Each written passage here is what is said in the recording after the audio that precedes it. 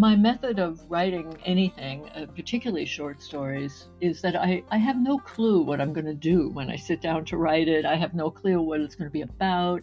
I wait for a first sentence to emerge. Occasionally, I have some dim, fuzzy idea of where it might be set or something like that. Welcome to the book I had to write. I'm Paul Zakshevsky. It's been at least 20 years since I first read the stories by today's guest, Joan Leegant. At the time, I was putting together an anthology of new Jewish fiction, and I came across a story about an earnest but arrogant young American. He's a spiritual seeker, and he's visiting the ancient Israeli city of Sfad.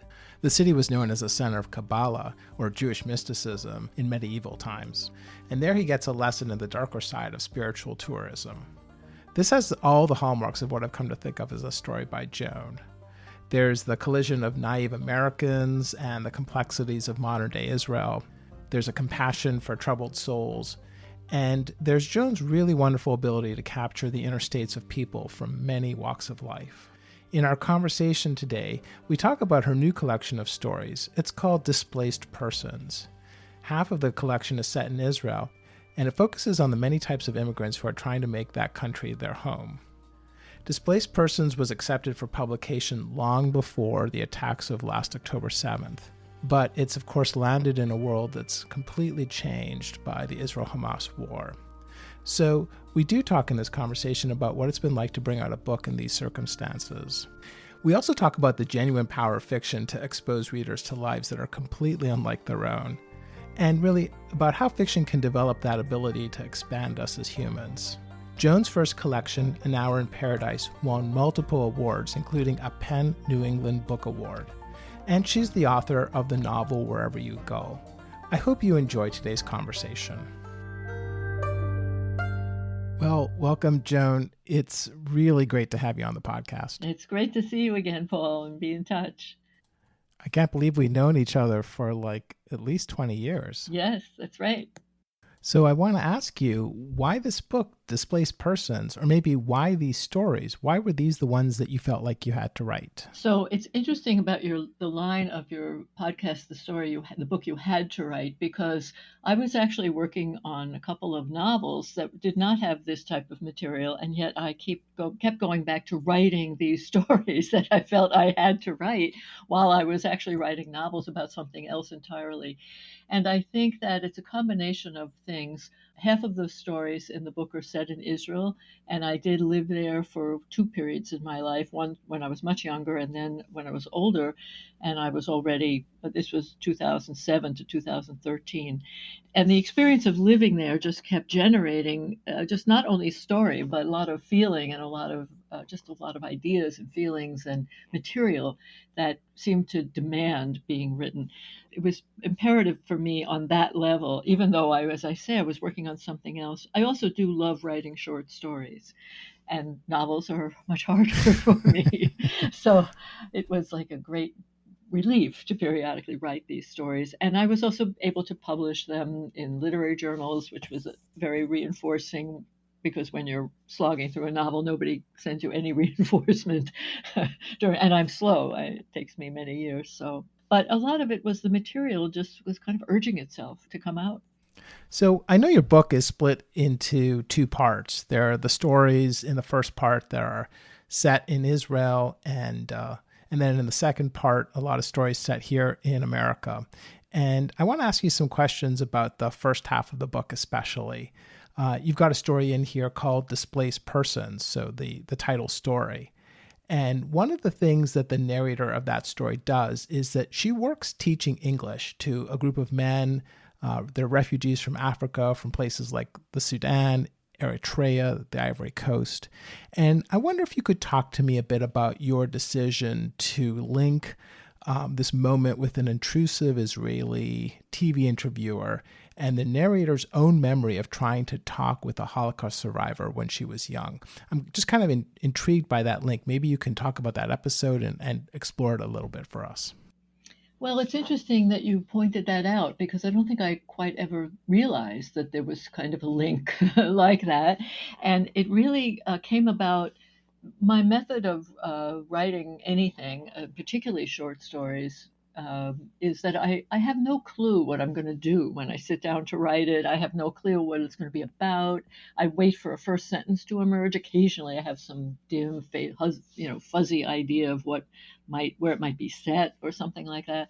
So that's an example of a story where I began writing about the situation of this young woman, but then I found myself interested in her backstory. But when I looked at the story as a whole and why it became the title Displaced Persons and later seemed to serve as the title of the book, she herself had encountered Holocaust survivors as a kid, and it was disorienting to her. She felt guilty. She didn't know what to do. But her work in Israel is again dealing with other displaced persons, other populations.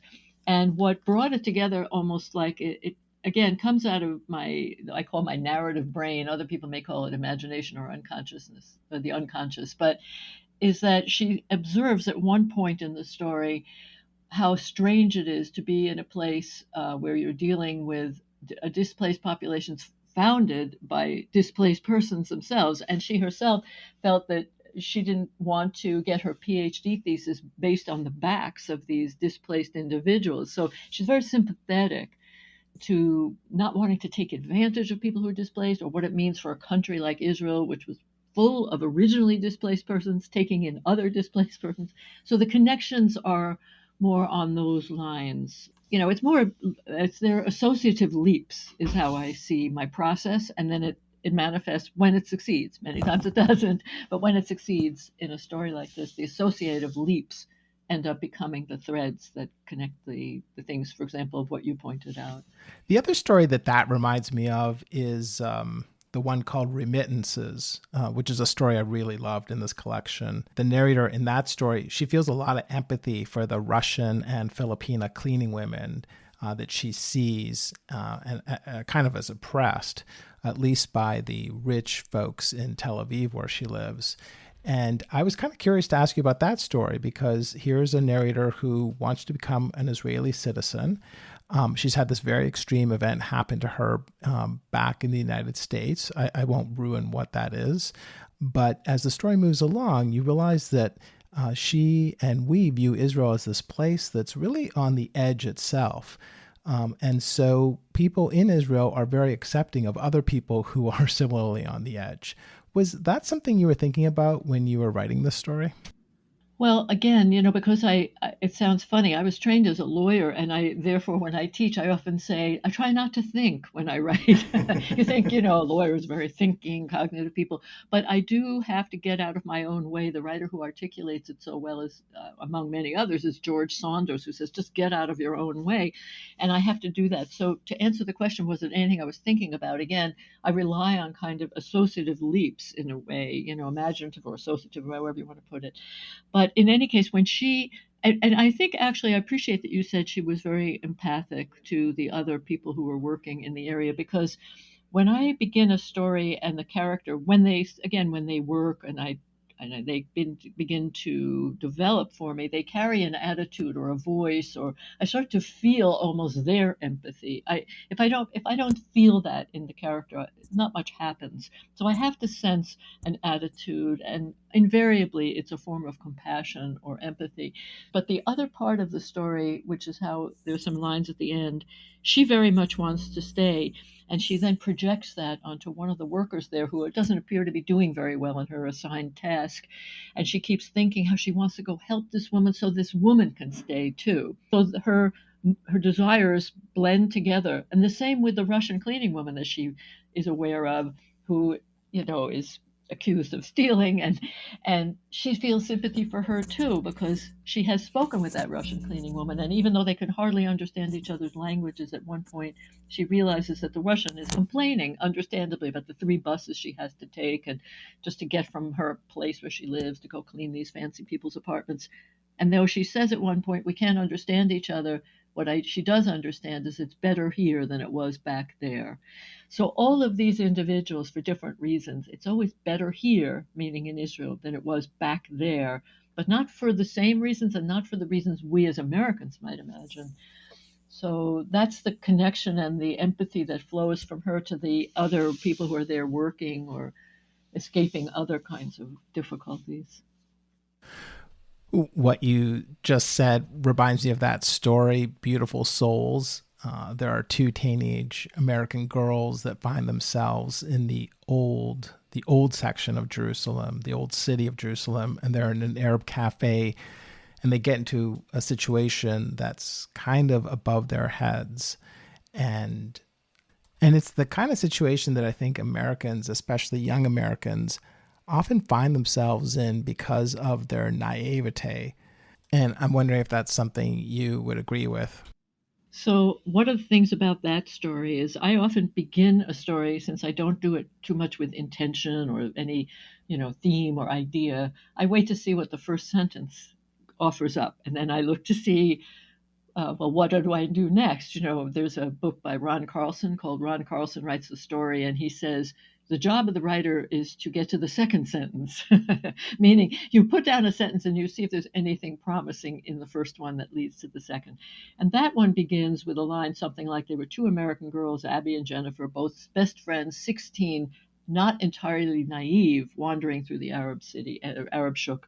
And I remember thinking, wow, what a gift. Because I mean, it sounds like I'm gifting myself, but I really didn't know where that line came from. But immediately I had a sense of these two girls, they're 16, their names implied to me, maybe where they came from, they weren't named, Tiffany and Cassandra, they were named Abby and Jennifer. It gave me a sense of what kind of families they may have come from. But the big gift was to say, not entirely naive. And you can read that, or I did at first, okay, they're 16 and they're not naive. But really, the story became about the naivete, as you pointed out, of Americans in Israel. So, as I say, I didn't know it, but the line helped me take the story in that direction. That said, I really try very hard not to write with any intended theme ahead of time. I try to stick to the story. I think it was Flannery O'Connor who said something like, I didn't sit down to say I'm going to write about the racial issues in the South. But that's what her stories end up being about. So likewise, that word naive at the beginning, a literary person, a critic might come back and say it was foreshadowing, but it was not intentionally put there. It was a descriptor of these girls that helped me carry the story through. And then it became one that then echoed feelings that I had observed over the decades as an American, being naive. So there's that sense Americans in Israel, it's an interesting topic, and we're not as hardened as Israelis in many respects because of those of our age, for example. People my age in Israel fought in, 2 to 3 wars. I didn't go to Vietnam. I'm of that age. Some of my peers did, but so the naivete of Americans is interesting to me.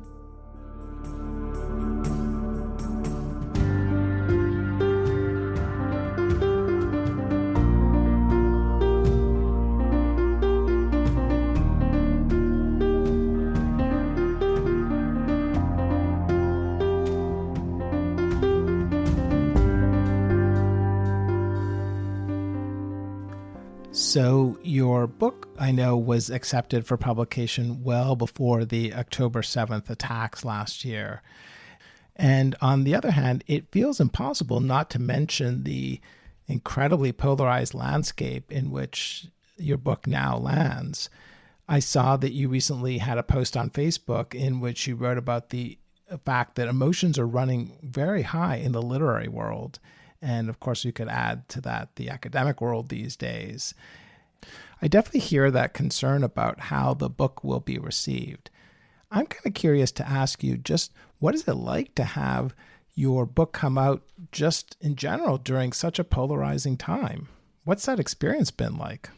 So that's a great question, and a couple of things come to mind. Is fortunately, I'm working with a wonderful small press, and we had a meeting right before October 7th to begin the sort of planning for the publicity and so forth with the publicist. And then we met again afterwards, and the publisher asked the publicist, do you think we should postpone, put the book out a little later? And she said, I don't see any reason. I mean, it was all a new landscape for all of us. And so the publisher has never so much as ever suggested that this book should get postponed or anything like that. And they've been, wonderful and no questions. Nonetheless, I did pivot a bit when the publicist talked about perhaps I have, relative family. I'd lived at various times in other cities. And at one point, the publicist said, well, perhaps we should approach this arts and lecture series in a certain city or something. And that city was having weekly, almost violent demonstrations. And I said, I don't think so, because either the venue would not invite me, not because they would be terrible, but they might not be worth the headache for them, frankly, or nobody would come, or if people came, it could be unpleasant.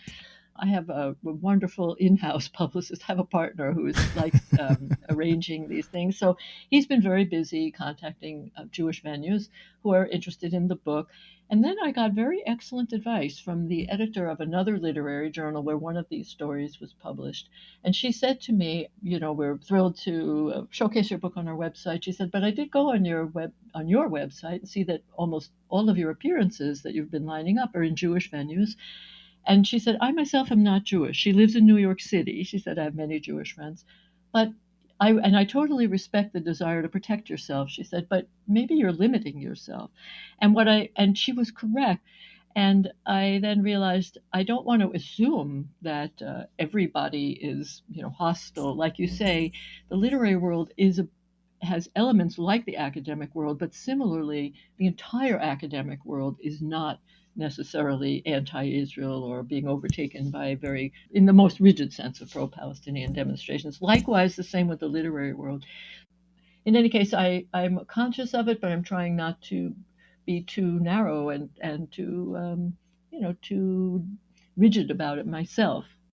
When we were talking earlier, one of the things that you told me was that you were really struck by the fact that a lot of the blurbs that you got really didn't bring up anything about, October 7th or Israel or any of that stuff. They really were focused on the fact that many of your stories they're about families. They're about families struggling in one way or another. What I hadn't recognized even myself was that these stories were largely wherever they would be set, they were family stories or just stories of people trying to navigate life in any manner. So before October 7th, I was aware, because I'd already received these blurbs, that these stories were not, quote, just about either Israel. They were not particularly political. And Israel was the backdrop for half of them. But again, the stories were more than that. Someone once asked me why I was so interested in, say, mental health. There's 3 stories in here about that. And again, it's not that I set out to write about mental illness. It was that the mental illness was part of a family situation, and that was the lens through which I would explore a family situation.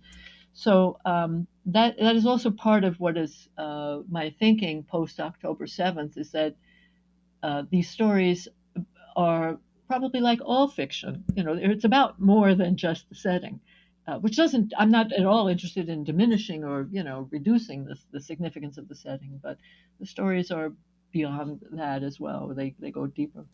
You quote George Saunders in that same Facebook post that I alluded to a little while ago, where he compares a short story to a black box that you put your reader in. And he says something like, when your reader comes out, she's gotten a glimpse into some deeper truth. Yeah.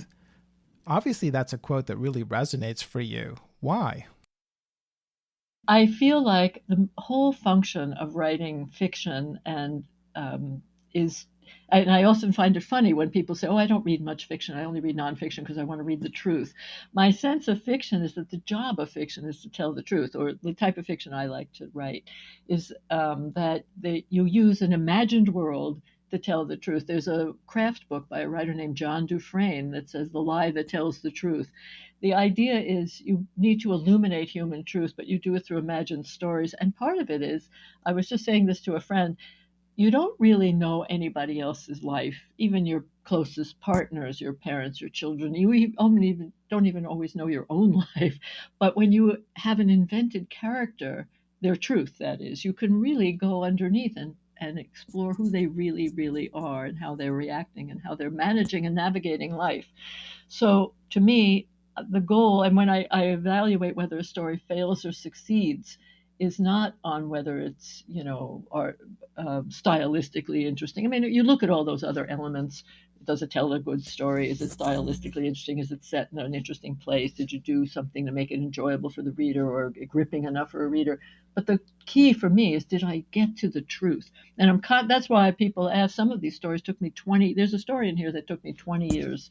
I started it 20 years ago, and I just wouldn't let go of it because I couldn't quite pin down the real truth in it. It read okay, it looks all right on the page. So the goal to me has always been what George Saunders says: you hope you give a little glimpse of a truth, a human truth, in the course of writing it. When I read that Facebook post, it reminded me of this terrific quote by Philip Roth that he did in an interview. It was back in the 60s and in Commentary magazine. And it was when he was being attacked by the mainstream American Jewish community for some of these more ultra scandalous stories. And he says something like, the point of fiction is to go beyond simple moral categorizing, move beyond polite society, and that fiction provides this opportunity for a kind of moral play that's unavailable in one's day-to-day existence, that we kind of drop down to another layer of consciousness. Does that resonate for you? Well, it does, in the sense that, and I believe John Gardner also wrote about that. I think he has a whole section, or maybe his in the art of fiction, he talks a lot about the morality of it. And part of his definition of morality was simply shining a light on an individual life that says we value life. You can spend 400 pages on one person, and you ask a reader to spend 12 hours. Same idea. So there is that. And again, I think probably Roth would have said the same thing. I'm not sure he would have started with a moral position. You don't start with a didactic sort of position, but it invariably comes out. And part of that truth telling can often be some kind of a reckoning, and can make people quite uncomfortable. It can make them not like you, and it can be as simple as something like the story of Beautiful Souls that you just wanted to have me read a little of, where these soldiers have to say to these girls, "You're naive," and they say, "But these are just ordinary people." And he says, "Yes, but there was a suicide bombing last week, and guess what? So those are uncomfortable truths." How do you feel like fiction might be uniquely situated to help us understand this crazy present moment that's happening? Or I guess I should ask, can fiction be uniquely situated to help us understand the present moment? So, and I actually think the present moment anywhere. Recently, maybe it wasn't that recent, perhaps it's in the last 5 years, I would periodically read an article that said, reading fiction enhances empathy. And it was almost being presented as a justification for high schools to keep teaching fiction.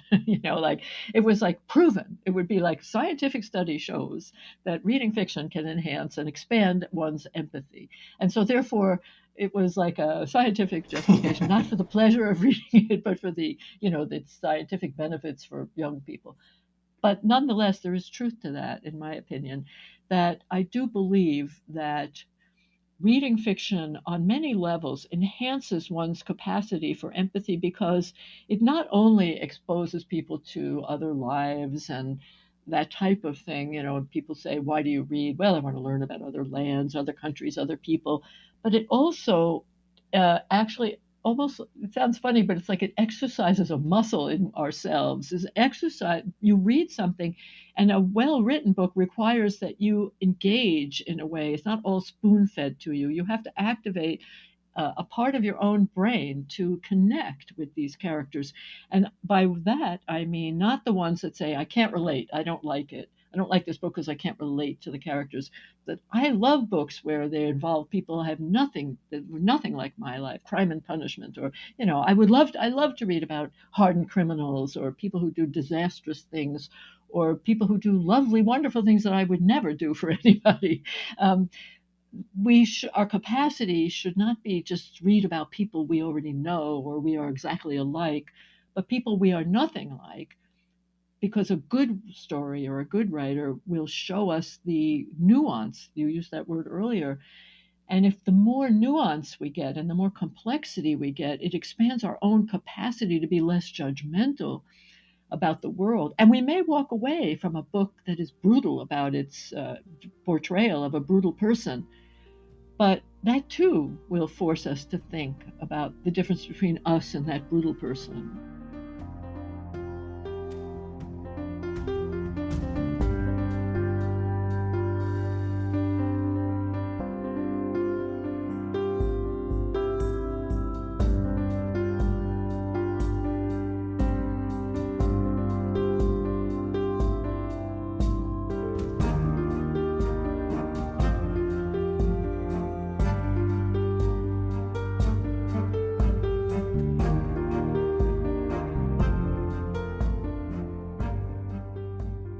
I wanted to switch gears and ask you about something that you alluded to earlier, which was the fact that you started out as a lawyer.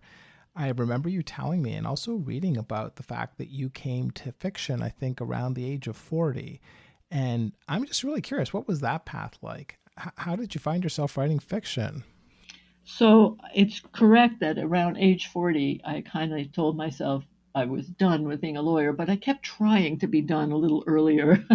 I went to law school not unwillingly. It was nobody was forcing me. It was my choice. I came of age when, it was I went to a school where women were encouraged to achieve. My roommate became a pediatrician and, this type of thing. And I was the type that liked to settle family disputes and this kind of thing, and it suited me. And I honestly did not think that I liked to write a lot when I was young, but I did not think that was something that I was good enough at, and it was not really on my radar terribly much. There was one writer in my family. My father's cousin was Allen Ginsberg, Wow. and it was very interesting. I met him once in my life. His mother, there's a reference to his mother in one poem, Naomi. Her maiden name was Livergant, which was my family name. And I met him once in my life, and I was sorry I never met him again. He was apparently a very nice man. But after a number of years, even my first job, I went out to a small town in Massachusetts, and with 3 years into that job, I was going home during lunch and playing the piano furiously for an hour. I had these other drives. My heart was not in it, but I still kept pushing myself to stay in it. And finally, after a number more years, I by it was almost as simple as I got married and I had a supportive spouse who said, "You can have my health insurance." It was some opportunity to leave a full time job, but the sort of urge to do something else just kept asserting itself. And with a supportive partner and then small children at home, I was able to finally stop working as a lawyer. But I didn't tell anyone. I kind of hid behind my children. I live in a suburb of lots of accomplished people, and if I told people I was writing, the first thing they would say is, "What have you published?" I didn't publish Right. anything for a very long time. So I kept part-time miscellaneous jobs, that kind of thing, Paul, and did a little freelance writing here and there to work in the summers at a camp where I had a job, doing different kinds of things for them. It was a slow, long process. I know that you've developed an academic career teaching, writing, and that you spent several years, 5 or 6 years in Israel around 2007. But I was really interested to read that you had just spent 6 weeks back in February helping Israelis process the trauma in that country in the wake of the October 7th attacks. Could you tell me a bit more about that experience? What was it like? That was a remarkable experience. So I had, as you say, I had taught in Israel. I'd lived there for 5 or 6 years. And while I was there, in addition to teaching at this university as their visiting fiction writer, I also developed a relationship with some people at the U.S. Embassy that support English language teaching all over the world, including in Israel. And they were wonderful. It was through their Office of Public Diplomacy. So I was planning to visit Israel this year in February for two reasons. I was really reading about the war all the time. I have a lot of friends there, and I just really wanted to go. I thought I would volunteer like other friends who went and picked produce and, picked tomatoes and grapefruits and so forth. We also have a son who is there working as a video journalist. I thought I would visit him. I wrote to some friends who could have coffee, and one of my acquaintances from the embassy said, "Great." And a day later said, "What if you taught writing workshops here?" I said, but it's very loaded for emotionally. She said, that's the point. So I ended up teaching 15 workshops for Israeli teachers. And it was going to be, they were doing writing workshops based on prompts, open-ended prompts, to allow people simply to do expressive writing, to help cope with just the trauma of being in Israel during this time. And I got help from other writer friends, one of whom, for example, did a lot of work of writing in prison and how to make an open ended prompt that would allow somebody. I didn't want to say, now you must write about where you were October 7th or how you feel about it. And also, these schools were many mixed schools. These 20% of Israel's population are Arabs. And so the schools were, many of these were teachers' colleges. These were academics in college. They were either teachers in training or they were faculty of these colleges or active teachers. They were very often mixed groups, or it might be, there were a few exclusively, they call Arab College of Haifa, would be exclusively an Arab college, or other schools. People were all over the spectrum in terms of their religion and their background, but they were all Israeli citizens. I'm kind of curious to hear more about these prompts that you were using. Tell me more about them. I used visual prompts as well as verbal prompts. For example, one of the visual prompts was, there'd be a series of doors, and I found a beautiful poem by a Czech poet called Open the Door. And the prompt would then be, now you open the door, who or what do you hope to see on the other side? Or there was another poem, there was another set of prompts with women carrying big bundles. And the prompt became, it was called Women Holding Things. And I would ask, what are you holding?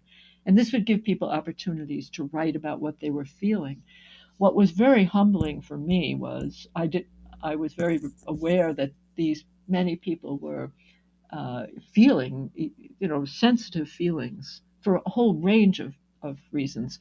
Some of the people were participating in these workshops after a whole day of working. One woman at the end of one said, I worked all day and then I went to 2 funerals. And some of the other students or participants were holding, one woman would say, I'm just holding my family together. We're all so torn up. We're just holding it together. We're holding ourselves together. So there were several things that came out of it. It gave people opportunities to write. And the other thing was really nice for me. Many of them said they wanted to participate, they wanted to write, and they said they didn't know they were carrying all these feelings. They didn't know they had them and how much better they felt. And they would say, we know it didn't fix anything, it didn't change anything, but merely expressing helped. And also the other part of it that was very rewarding, in several of the classes were the faculty. These people had superb English. They were academics, many with PhDs. And I would start the class by saying, invite that academic to go out and take a coffee break while you're inside writing. No red pen, no word is wrong. And they appreciated that. They said, what a breath of fresh air. So we took out the whole aspect of evaluation and grading and so forth and allowed for free expression. And they really liked it, and they wanted more. And I was incredibly grateful because I wanted to come and contribute something to the culture. And I can pick, grapefruits, but to be offered the opportunity to do this kind of writing to me was a gift. I wanted to somehow help, and I was afforded that opportunity. Joan, I just want to thank you so much for this. It's been really fun getting to talk with you again. Same here, Paul. Thank you for having me on the podcast. It's a pleasure.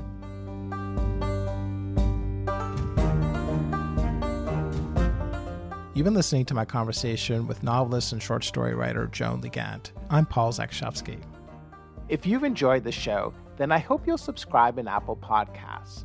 I'm always grateful for reviews and for sharing the show with friends. To get show notes and a transcript delivered to your inbox, please subscribe to my newsletter, The Book I Want to Write. It's at bookiwanttowrite.substack.com. Every week, I also publish short essays about writing mindset, developments in publishing, and more.